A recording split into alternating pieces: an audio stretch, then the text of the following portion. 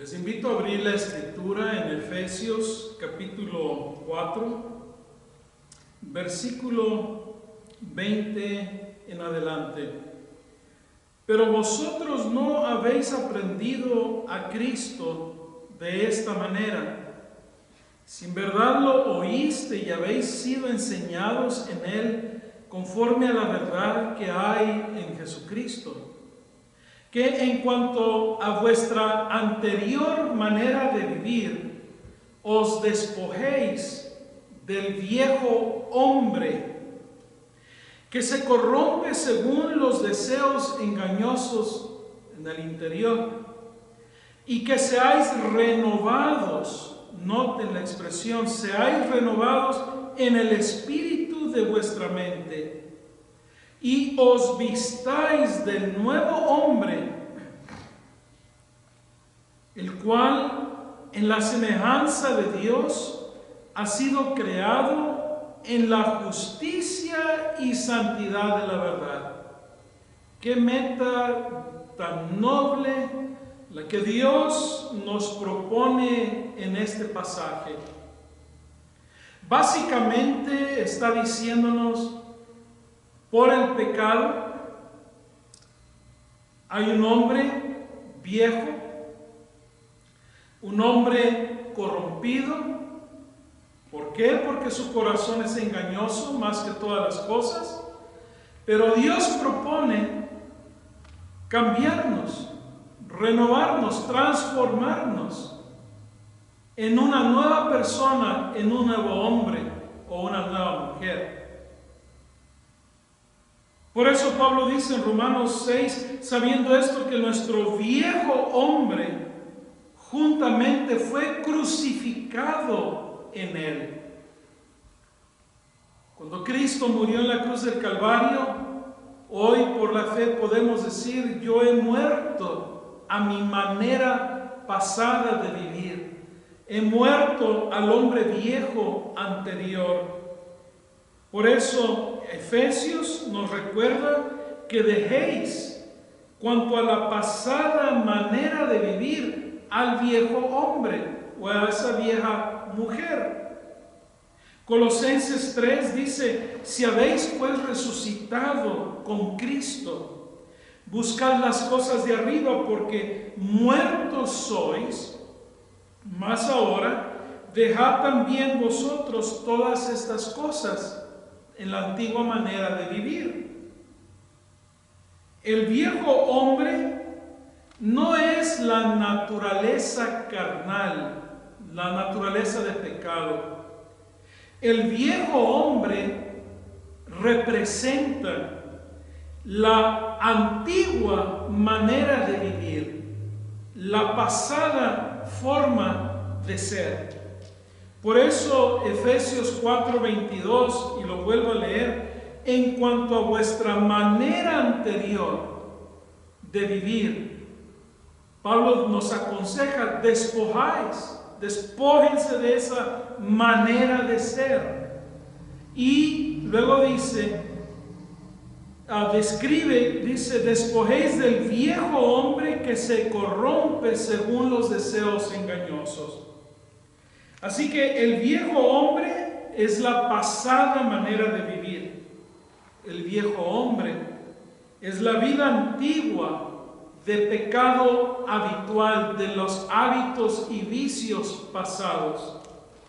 El hombre convertido, noten esto, el hombre convertido, ¿es posible que vuelva a pecar? Sí, tenemos muchos ejemplos en la Biblia. Hombres que entregaron sus vidas a Cristo y que cometieron errores después: Moisés, Elías y otros. Pero la clave para una vida de vencedor es no volver a los hábitos antiguos y del pasado. Porque si el Espíritu de Dios, si tú has permitido que el Espíritu de Dios toque tu corazón, es posible que en algún momento te equivoques, pero ya no es un hábito, el que te domina, un hábito destructivo, vicioso, el que va a controlar tu mente, tus decisiones y tu accionar. Porque ahora el nuevo hombre está bajo el control del Espíritu Santo. Y es el Espíritu Santo el que le va a ayudar a levantarse cada vez que se caiga. Por eso, el pecado ¿qué es en esencia? Es un acto. El pecado es transgresión de la ley, 1 Juan 3:4. Pero también el pecado es una condición, es un estado. Romanos 5:19. Porque la desobediencia de un hombre, porque por la desobediencia de un hombre, los muchos fueron constituidos pecadores. Esa es la descripción de un estado. ¿Y cuál es la diferencia entre un hombre inconverso y un hombre converso? El hombre inconverso tiene una naturaleza, pero esa naturaleza es oscura, perversa, corrompida. Es una naturaleza que está controlada por el padre de mentiras, con engaños, sutilezas, rebelión. Por eso Romanos 8:7 dice: porque la intención de la carne, del cuerpo, es enemistad contra Dios. Sea nuestra oración, recomienda la autora: Señor, pon enemistad entre mí y la serpiente, que fue lo que realmente Dios prometió a Adán y a Eva. Pero, ¿quién es un hombre convertido? El hombre convertido es aquel que había o tuvo esa naturaleza rebelde, pero ahora ha sido investido, ha sido impactado con el poder de Dios. Y noten, recibe una nueva naturaleza. Porque para ellos fuisteis hechos participantes de la naturaleza divina. Primera de Pedro, capítulo 1 y versículo 4.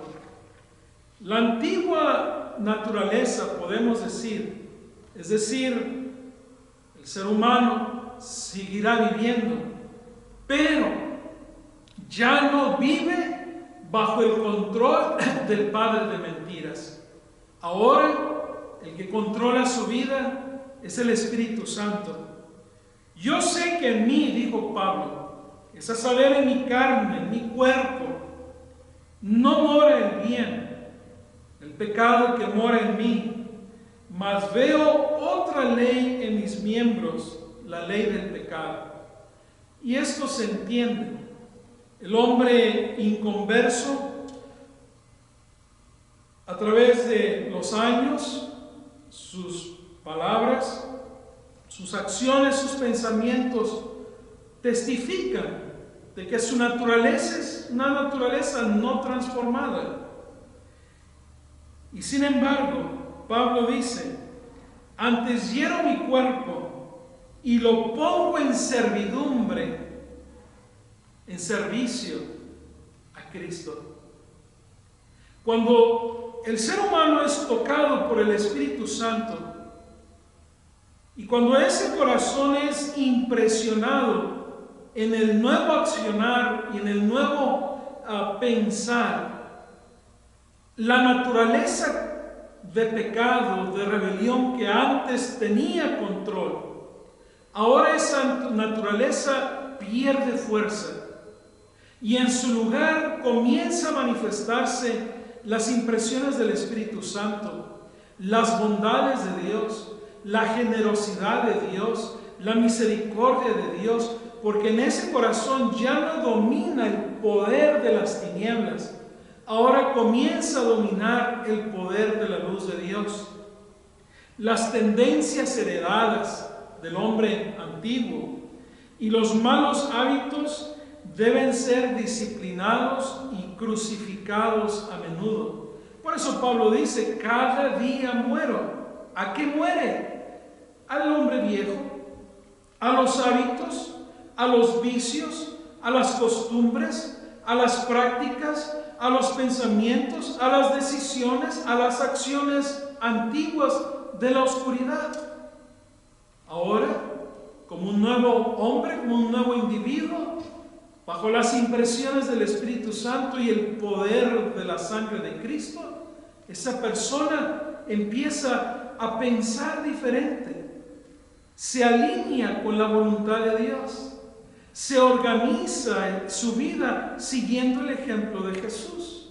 Por eso, Pablo sabía que su lucha contra el mal no iba a terminar mientras estuviese en la tierra. Siempre comprendió la necesidad de vigilarse a sí mismo para que los deseos terrenales no se sobrepusieran al celo espiritual. Con todo su poder, él continuó luchando contra las inclinaciones naturales que a menudo lo seguían fastidiando. Y sí, el hombre antiguo quiere levantarse, quiere resucitar y decir: no, yo rechazo, rehúso morir. El hombre nuevo le dice a Dios: Dios mío, ayúdame. Yo no puedo en esa pelea con el hombre antiguo. Yo no puedo con el padre de mentiras. Y ahí es donde el Espíritu Santo lleva a cabo una obra maravillosa en el corazón que lo busca, en el corazón que le pide la ayuda al Señor. Filipenses 3 dice así: mas nuestra vivienda es en los cielos, de donde también esperamos al Salvador, el cual transformará, noten, el cuerpo de nuestra bajeza natural. Este cuerpo es un cuerpo de la bajeza natural. ¿Por qué? Porque vamos a morir. Y sin embargo, dice Pablo: transfórmame, este cuerpo natural, transfórmame para ser semejante al cuerpo de gloria de Cristo Jesús. Eso es en ocasión de su venida, el segundo advenimiento de Cristo, que Cristo va a transformar el cuerpo de la humillación para que sea semejante al cuerpo de la gloria suya. Aquellos pecados cometidos contrariamente al rumbo de la vida, tal cosa no resucita el viejo hombre. Dios no nos declara inconversos por un error inintencional. En 1 Juan 2 leo: estas cosas os escribo para que no pequéis. Pero si alguno hubiese pecado, tenemos abogado tenemos para con el Padre. El carácter se da a conocer no por las obras buenas o malas que de vez en cuando ejecutamos, sino por la tendencia de las palabras y los actos habituales en el diario vivir. Así que aquellos que se desesperan o se llenan de ansiedad porque, habiendo dado su vida a Cristo, cometen algún error, alguna falta, el consejo es muy sabio: ten paciencia. Cristo está trabajando contigo y conmigo. La obra, la promesa es bien clara: la obra que Él ha comenzado, Él la va a llevar hasta su final. Eso es lo maravilloso del poder del Evangelio. Es que también la Biblia dice que somos como una planta, somos como un árbol. El Señor coloca esa semilla por medio del Espíritu Santo del nuevo corazón, ese nuevo hombre, ese nuevo individuo. Y somos como una plantita, día a día estará creciendo, creciendo, creciendo. Y un día podremos dar frutos para honra y gloria de nuestro Dios. Antes que el cristiano peque abiertamente, se verifica en su corazón un largo proceso de preparación que el mundo no conoce. La mente no discierne inmediatamente de la pureza y la santidad no desciende inmediatamente de la pureza y la santidad a la depravación, la corrupción y el delito. Se necesita tiempo para que los que fueron formados en semejanza de Dios se degraden hasta llegar a lo brutal y lo satánico. Por la contemplación, noten, por la contemplación somos transformados.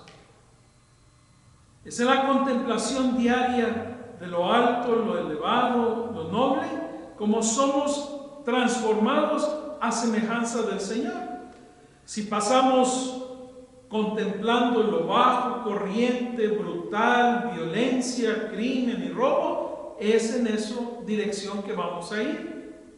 Se necesita tiempo para que los que fueron formados a semejanza de Cristo se degraden, dice aquí el pensamiento, y lleguen a lo brutal y lo satánico. La mente se educa en la familiaridad con el pecado. Muchas de las diversiones que son populares en el mundo hoy, aún entre aquellos que se dicen ser cristianos, tienden al mismo fin que perseguían la de los paganos.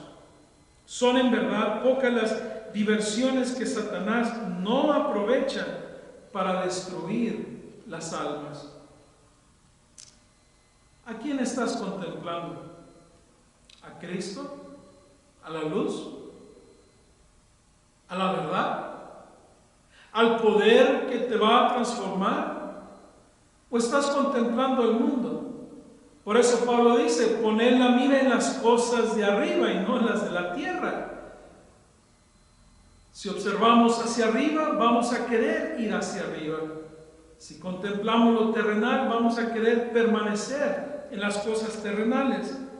Por eso Pablo dice en Romanos 6:12, no reine pues el pecado en vuestro cuerpo mortal, para que le obedezcáis en sus concupiscencias. Cuando estamos vestidos con la justicia de Cristo, no nos deleitaremos en el pecado, pues Cristo estará obrando en el interior de nuestro corazón.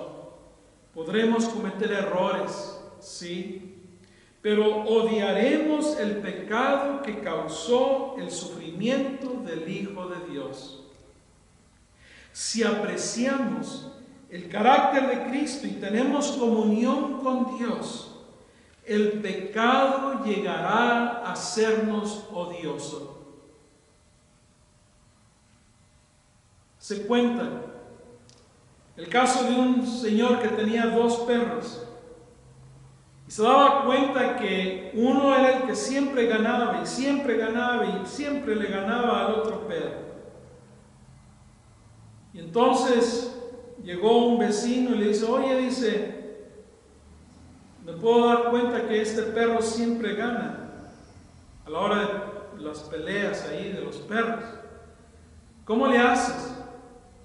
Dice, yo he hecho mucho dinero alimentando bien a este perro.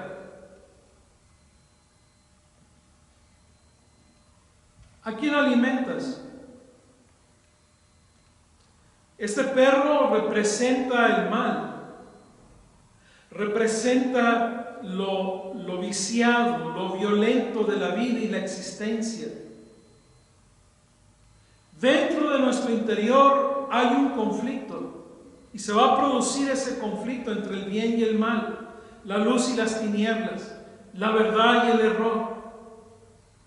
Pero de ti y de mí depende a quién alimentemos. Si alimentamos las tinieblas van a dominar nuestra mente, nuestra voluntad, nuestra voz, nuestras palabras, nuestra vida, nuestra existencia, nuestro andar diario. Pero si alimentamos a la luz, y nos alimentamos con la luz, entonces nuestro pensamiento, nuestra acción, nuestras palabras lo van a reflejar. Si alimentamos la mentira, vamos a terminar en la mentira. Si alimentamos la verdad y permitimos que la verdad nos transforme, vamos a ver un cambio, una diferencia. Si alimentamos la violencia, la brutalidad, Va a haber consecuencias. Pero si alimentamos la bondad, la misericordia y la paciencia, el amor y la gracia, habrá también consecuencias maravillosas para la vida eterna. Dice este pensamiento: en el que vaya aprendiendo de Jesús, se manifestará creciente repugnancia por los hábitos descuidados, el lenguaje vulgar y los pensamientos impuros. Cuando Cristo vive en el corazón, hay limpieza, hay cultura de pensamiento y hay elevados modales. ¿A quién estamos alimentando? ¿A la violencia o a la gracia, el perdón y la bondad de Dios? No es la magnitud del acto de desobediencia lo que constituye el pecado, sino el desacuerdo con la voluntad expresa de Dios en el detalle más mínimo, porque demuestra que todavía hay comunión entre el mal y el pecado. Si en el interior del corazón no decidimos alimentar la luz, entonces las tinieblas tomarán ese lugar y dejarán el alma en la oscuridad. Cuando se aman y se acarician malos pensamientos, por muy secretos que estos sean, se demuestra que el mal aún reina en nuestro corazón. La historia no deja lugar a la duda.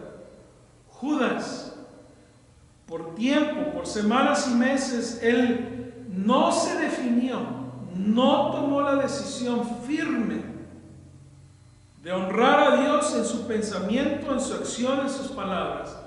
Judas siempre estuvo dividido, hubo una dicotomía en el interior. Y finalmente eso lo destruyó. Pedro también tuvo la misma lucha, manifestada de otra manera, pero era una lucha similar. Y sin embargo, Pedro decidió tomar una resolución. Él lo decidió, humillarse y pedir a Dios un nuevo corazón. Lo leímos hace un mensaje anterior, cuando David estaba en esa lucha interior de si servía la luz o si servía las tinieblas.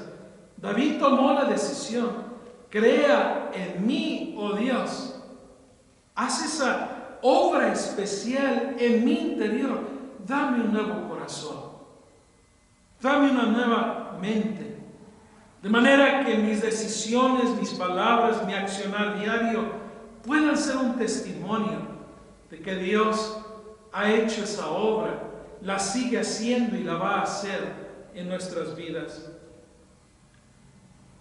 Es una cosa peligrosa, dice esta autora, albergar en el corazón un rasgo anticristiano, un solo pecado que se conserva, irá depravando el carácter y sujetará al mal deseo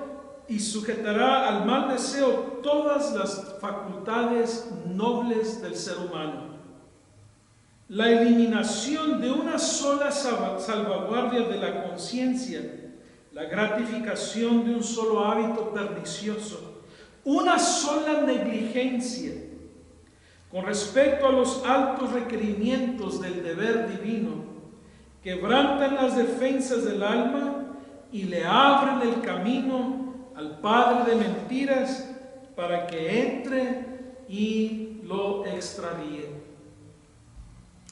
¿Quién tiene el control de tu corazón? ¿Quién tiene el control de nuestro ser? ¿El padre de mentiras o nuestro Padre de gracia, de bondad y misericordia?